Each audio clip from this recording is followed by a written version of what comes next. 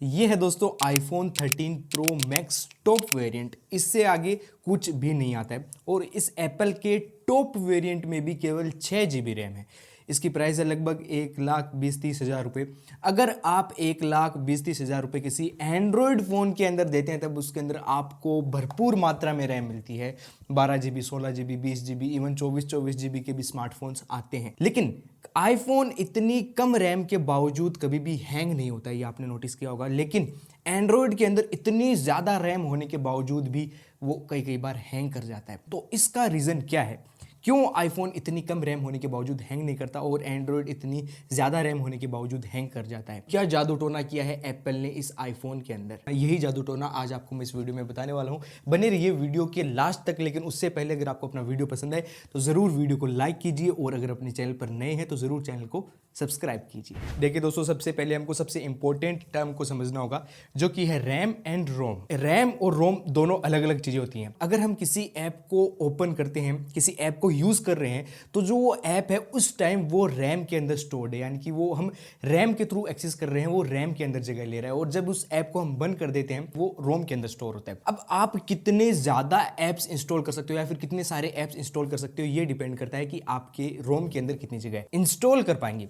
लेकिन जितनी ज़्यादा आपकी रैम होगी उतने ज़्यादा ऐप्स आप एक साथ चला पाएंगे। रोम को हम एक तरह से स्टोरेज भी बोलते हैं। तो मान लीजिए आपकी रोम है 64 GB, उसके अंदर आप 40 ऐप डाल सकते हैं। आपकी रैम है 8 GB, उसके अंदर आप 40 के 40 ऐप्स एक साथ नहीं चला सकते, आप केवल 20 ऐप्स ही एक साथ चला सकते हो। सिंपल सी भाषा में ऐसा समझ लीजिए कि जो रोम होती है वो होती है ऐप्स का घर और जो रैम होती है वो होती है ऐप्स का ऑफिस। जितनी ज़्यादा रैम उतना बड़ा ऑफिस, उतनी ज़्यादा ऐप्स उसके अंदर एक साथ काम कर पाएंगी। अब एंड्रॉयड के अंदर दोस्तों क्या दिक्कत है कि ऐप को बंद करने के बावजूद वो ऐप बैकग्राउंड के अंदर प्रोसेस करता रहता है, आपकी रैम के अंदर जगह लेके रखता है। आपने उसको साइड से भी, बैकग्राउंड से भी रिमूव कर दिया तो भी वो ऐप रैम के अंदर जगह ले रहा है, बैकग्राउंड प्रोसेस कर रहा है। लेकिन आईफोन के अंदर ऐसा नहीं होता। आईफोन के अंदर आपने एक बार अगर उसको बैकग्राउंड से स्वाइप अप कर दिया, उस ऐप को हटा दिया, तो वो ऐप कंप्लीटली फ्रीज हो जाता है।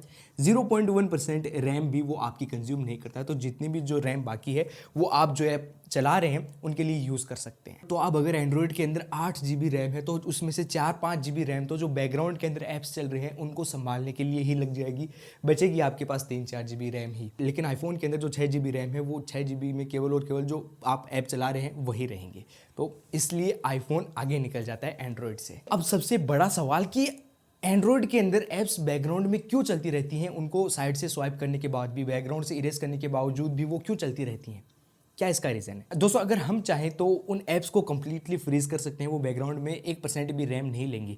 लेकिन अगर उन ऐप्स को हम एंड्रॉयड के अंदर फ्रीज कर देंगे या फिर कंप्लीटली स्लीप कर देंगे तो ऐप के अंदर कोई नई नोटिफिकेशन नहीं आएगी। अगर कोई मैसेज आएगा उस ऐप के अंदर तब हमको नोटिफिकेशन नहीं आएगा। जब उस ऐप को हम खोलेंगे तभी हमको पता चलेगा कि उस ऐप के अंदर कोई नोटिफिकेशन आया है। तो हमको टाइम टू टाइम नोटिफिकेशन मिलती रहे।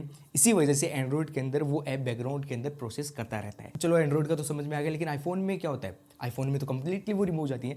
तो दोस्तों, इसी बात के एप्पल पैसे लेता है। जितनी भी नोटिफिकेशन आती हैं वो सारी की सारी एप्पल के क्लाउड सर्वर के थ्रू आती है। जो ऐप्स होती हैं आईफोन के अंदर वो फ़ोन की रैम में से तो निकल जाती हैं, लेकिन वो एप्पल के क्लाउड सर्वर के अंदर बैकग्राउंड में चलती रहती है। अब बैकग्राउंड में चल रही है क्लाउड में, तो वहाँ पर कोई मैसेज आएगा तो क्लाउड के थ्रू आपके फ़ोन के अंदर ऊपर नोटिफिकेशन आ जाए। तो अब क्या ये सिस्टम हम एंड्रॉयड के अंदर नहीं ला सकते? जी हाँ, बिल्कुल ला सकते हैं। एक्चुअली नहीं ला सकते, क्योंकि एंड्रॉयड फ़ोन्स बनाने वाली 40-50 अलग अलग कंपनीज़ हैं। सबके अलग अलग थीम्स हैं, अलग अलग रूल्स हैं, अलग अलग रेगुलेशंस हैं। उससे भी ज़्यादा ऐप डेवलपर्स हैं बथेरे, मतलब करोड़ों में आपको प्ले स्टोर पर अलग अलग डेवलपर्स के द्वारा अलग अलग ऐप्स मिल जाएंगी। कोई डेवलपर अच्छी ऐप बनाता है, कोई डेवलपर घटिया ऐप बनाता है। ऐसी ऐप्स भी आपको प्ले स्टोर पर मिल जाएंगी जो कि एग्जिस्ट क्यों कर रही हैं, उनको बनाया क्यों गया है, इसका भी नई रीज़न पता। वो बस बना दिया, बस खलास। आईफोन के अंदर जितनी भी ऐप्स आती हैं उनको सभी को स्ट्रिक्टली चेक किया जाता है, उसी के बाद में वो ऐप स्टोर के ऊपर आती हैं। लेकिन प्ले स्टोर के ऊपर एक बार लाइसेंस फीस लगती है, कोई भी ऐप अपलोड कर सकता है। अब अगर एंड्रॉयड में आईफोन वाला सिस्टम कर दिया गया तो आपके पास आधे ऐप्स के नोटिफिकेशन आएंगे, आधे ऐप्स के नोटिफिकेशन नहीं आएंगे, तो सिस्टम अनबैलेंस हो जाएगा। तो इससे अच्छा कि एंड्रॉयड के अंदर जो रैम है उसी के अंदर बैकग्राउंड प्रोसेस चलने दो और नोटिफिकेशन आने दो। लेकिन आईफोन के अंदर सब कुछ एकदम सिस्टमेटिक, एकदम सब कुछ इकोसिस्टम में मिक्स है। और यहाँ से आप आइडिया लगा सकते हैं कि आईफोन का इकोसिस्टम कितना तगड़ा है। अब दोस्तों, जो शाओमी, रियलमी, रेडमी, ये जितनी भी कंपनीज हैं ये चाइनीज़ कंपनी है। ये कंपनी क्या करती है, चाइना के अंदर जो भी फ़ोन लॉन्च करती हैं उसके अंदर ढेर सारी रैम देकर वो लॉन्च करते हैं, लेकिन वही सेम फ़ोन जब इंडिया के अंदर लॉन्च करेंगी तब उसके अंदर काफ़ी कम रैम होगी। ऐसा क्यों होता है कि वो चाइना के अंदर तो ज़्यादा रैम वाला मोबाइल बेचती है, इंडिया के अंदर कम रैम वाला मोबाइल बेचती हैं? क्या वो चाइनीज़ लोगों को प्रायोरिटी देती हैं? उन्हें चाइनीज़ लोग क्या ज़्यादा पसंद है? नहीं, ऐसा नहीं है।